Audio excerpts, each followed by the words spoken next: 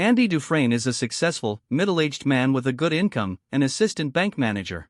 However, he is currently on trial, accused of shooting and killing his wife and her lover, whom he found together at a bar. In court, Andy testified that when he discovered the affair, he was enraged and considered killing them both, but ultimately he did not, instead throwing the gun into a river and returning home. However, no gun was found in the river, and there was evidence that Andy had disposed of the gun near his wife's lover's house. Consequently, he was found guilty and sentenced to 2 consecutive life sentences for the 2 murders. This means that even if he is paroled and released, he would immediately have to start serving the second life sentence. In the prison where Andy is sent, there is another lifer named Red. Prisoners are eligible to apply for parole every 10 years. Red, having served 20 years, is up for his second parole hearing. He is also in prison for murder and pleads that he is remorseful and ready to re-enter society, but his application is rejected. Since the rejection of parole is common, Red is not overly bothered. Red is the prison's department store, an entrepreneur who can procure almost anything the inmates want, including cigarettes, alcohol, and marijuana. On the day he completes his 20th year, new inmates arrive, including Andy. The first night in prison is the worst, a night where hope dies. Red's group bets on who among the newcomers will cry first. A member named Haywood picks a fat guy, but Red eyes Andy, betting that the tall, well-dressed, dignified man will break first. The stakes are cigarettes. Warden Norton, a religious man, tells the new inmates the biggest rule: violating religious principles is the greatest offense. Other rules, he says, they will learn as they go. The new inmates are cleaned, disinfected, and put into their cells. That night, the older inmates taunt the new arrivals to make them cry. Haywood wins the bet when the fat guy starts sobbing and screaming to be let out. Head guard Hadley arrives, drags the screaming inmate out, and beats him severely. Hadley leaves, telling his men to take the unconscious man to the infirmary. Red loses his bet as Andy remains silent, not making a sound. The next day at lunch, Andy finds a maggot in his food. An old inmate named Brooks, the oldest in the prison and the librarian, asks for the maggot to feed his baby bird, which he secretly keeps. Haywood collects his winnings and asks about the fat guy, hoping to give him a cigarette. He learns that the fat guy died from the beating. The prison staff had simply let him bleed out. Andy keeps to himself, not mixing with any group, and his tidy appearance makes him unpopular with the other inmates. He is also frequently targeted by a gang of homosexual inmates. About a month later, Andy first approached Red, who ran the prison's main department store contraband operation. Upon seeing Andy, Red immediately joked, calling him the little banker who murdered his wife, and asked him why he did it. When Andy replied, "I didn't do it," the other inmates laughed and mocked him, saying, "We're all innocent too. We're just here because we got bad lawyers." Red believed Andy was just like the others. All prisoners pretend to be innocent. Andy had approached Red because he needed to buy something from the prison store. He requested a rock hammer. Red immediately worried that this was a large, potentially lethal weapon just by its name, and hesitated to get it. Andy then explained that a rock hammer was just a small tool used for shaping stones, and he wanted it to pursue his hobby of rock carving because he was bored in prison. However, Red remained skeptical, asking if Andy planned to attack the gang watching him with it, or perhaps use it to escape. Andy just laughed and said that Red would understand when he saw the hammer. Red agreed to find the item but demanded 20% more than his usual price. Red then warned Andy that if the guards found the item, he would lose the merchandise and be questioned about its source. Red made it clear that if Andy snitched, turned him in, he would never get anything smuggled in again. Andy accepted the terms and calmly walked away. His effortless way of walking, as if strolling through a park without a worry, was likely why the others disliked him, but it was also what made Red notice and respect Andy. Red used his connections to smuggle in the requested item. The payment, as always, was cigarettes. Upon seeing the rock hammer, Red muttered that it was so small, it would take a man about 600 years to tunnel out of the prison with it. The inmate who kept a pet crow was the prison librarian. While he was lending books to the other prisoners, Red passed the requested item to Andy. Not long after Andy began his sentence, gang made their move on the day Andy was assigned to the laundry. Andy fought back, but he was brutally beaten and injured. For the next 2 years, Andy's daily routine involved having to fight off the attacks from the homosexual gang. At the summer, the prison announces a call for 12 volunteers to repair the prison roof. Many inmates sign up for the chance to work outside. Red's crew, including Andy, is selected by lottery. On the roof, they are tarring the surface. Hadley, the head guard, is complaining about the heavy taxes he has to pay on a large inheritance from his deceased brother. Andy, a former banker, overhears and offers a legal way to shelter the money. Hadley, skeptical of the man who killed his wife,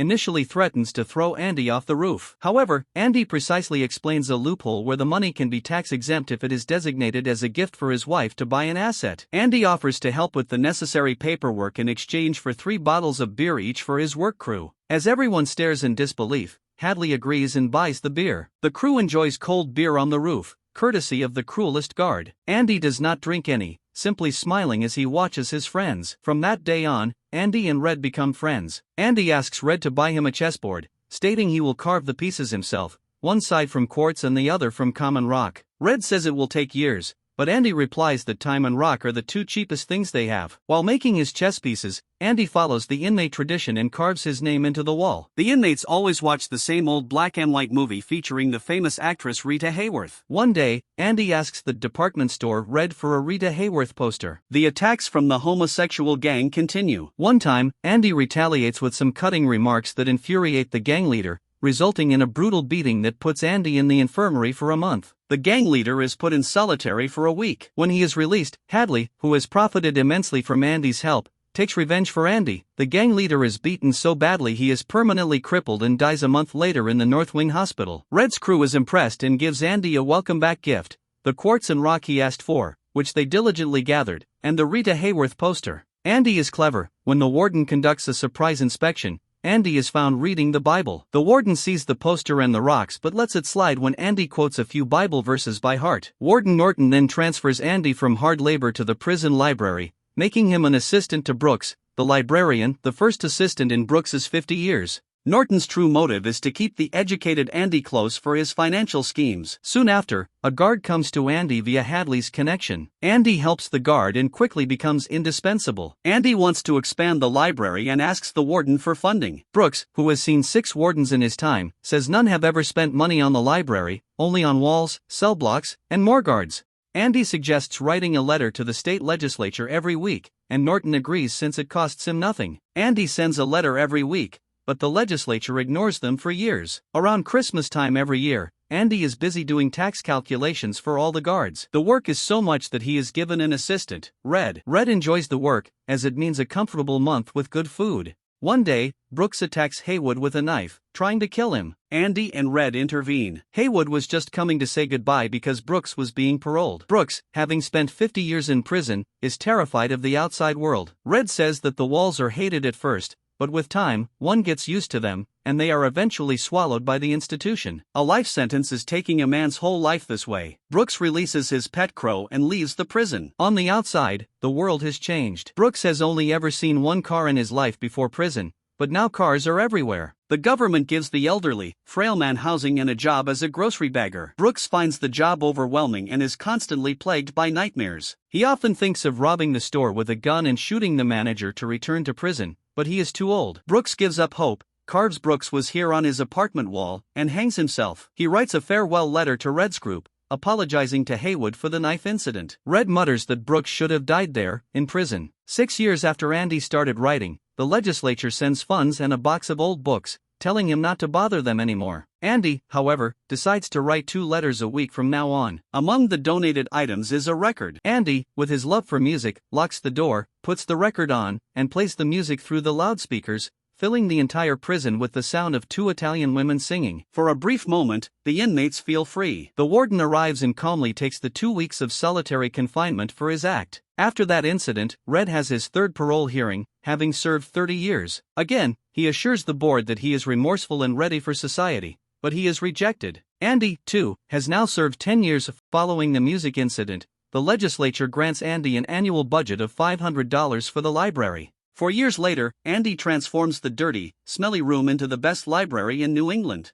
Warden Norton is now organizing a scheme to use inmate labor for government contracts at a low cost, claiming the inmates are learning to appreciate honest work. This is a pretext to exploit the inmates and receive bribes from outside businesses. Andy is the one who manages the flow of this illegal money. He and the warden are one wrong step away from ruin. To protect themselves, Andy creates a fictitious person named Randall Stevens with a birth certificate, ID, driver's license, and bank account, everything but a real body. Andy, who is adept at paperwork, uses this imaginary person as the account holder for the laundered money. If their scheme is ever discovered, the police would only have to chase after the non-existent Randall Stevens. Andy, a straight-laced man on the outside, has become a masterful criminal on the inside. Red praises his cleverness. One day, a new batch of inmates arrives, including a burglar named Tommy, serving 2 years for theft and breaking and entering. Young and energetic, Tommy quickly befriends Red's crew. Andy advises Tommy to quit his life of crime. Tommy then tells Andy that he has a wife and a newborn and wants to get his high school diploma from prison. Since he can't even read the alphabet, Andy starts teaching him from scratch. Tommy is a diligent student, and Andy is happy to teach him. One day, Tommy overhears Red and Andy talking and realizes Andy is the bank manager convicted of killing his wife. Tommy recalls that at a previous prison, his cellmate, a murderer, boasted of killing a rich banker's wife and her lover during a break-in, and the husband was wrongly convicted. Andy immediately reports this to Warden Norton. Andy hopes a retrial will clear his name, but Norton, unwilling to lose his invaluable source of illegal income, refuses. Andy, enraged, lashes out at the warden. Norton retaliates by giving Andy a month in solitary confinement, the longest term Red has ever heard of. Red's group is amazed that Andy has been serving 19 years for a crime he didn't commit. That same day, Tommy gets his high school diploma, passing all subjects with a C+.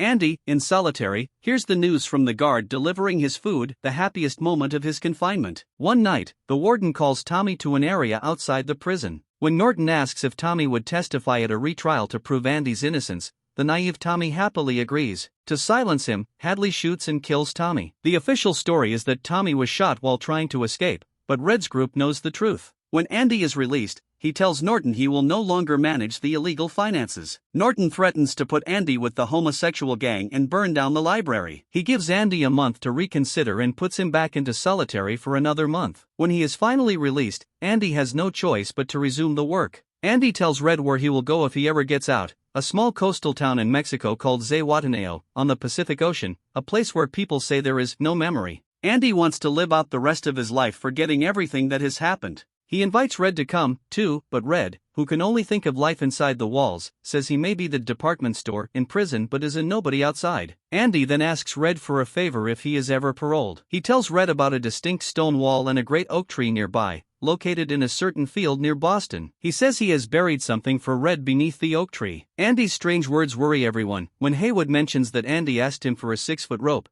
they fear Andy is planning to do what Brooks did. That night, amidst a severe thunderstorm, Red, worried sick, has the longest night of his life. The next morning, Andy's cell is empty. The guards search his cell but find nothing out of place. The enraged Warden Norton throws a rock at the poster on the wall, and the rock goes through it. They find a hole, and behind the poster, there is a tunnel. Andy had escaped. They search everywhere. They find his muddy prison uniform, and the worn-out rock hammer. Red had thought it would take 600 years to dig out, but Andy did it in 19 years. Andy had started digging when he first carved his name into the wall and a piece of the rotten wall crumbled off. He covered the hole with posters and carried the rock fragments out of the prison in his trouser pockets whenever he was outside. He decided to leave after Tommy's murder. Andy had replaced the warden's financial records with a duplicate. He tied his personal belongings to his leg, and once outside the wall, he broke a 500-foot-long sewage pipe, the equivalent of 5 football fields. Andy crawled through the sewage to freedom. As Randall Stevens, the fictitious person, Andy then proceeds to withdraw all the money he had laundered for Norton. The money, earned over 19 years, now became his wages. He also mails the evidence of Tommy's murder and the warden's illegal activities to the authorities. Both Warden Norton and Hadley, who pulled the trigger, will be going to prison. Hadley is arrested in tears,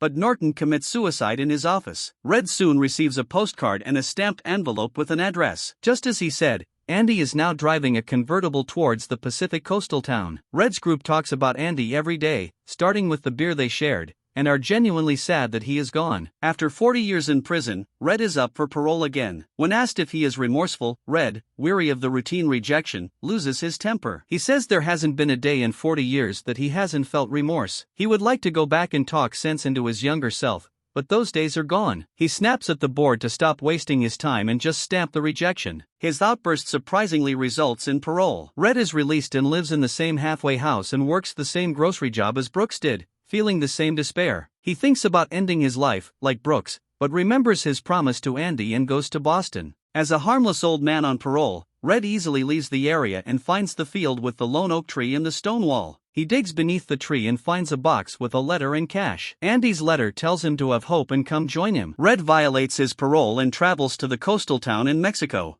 On the beach, Andy, full of hope, is there to greet his great friend Red with a smile.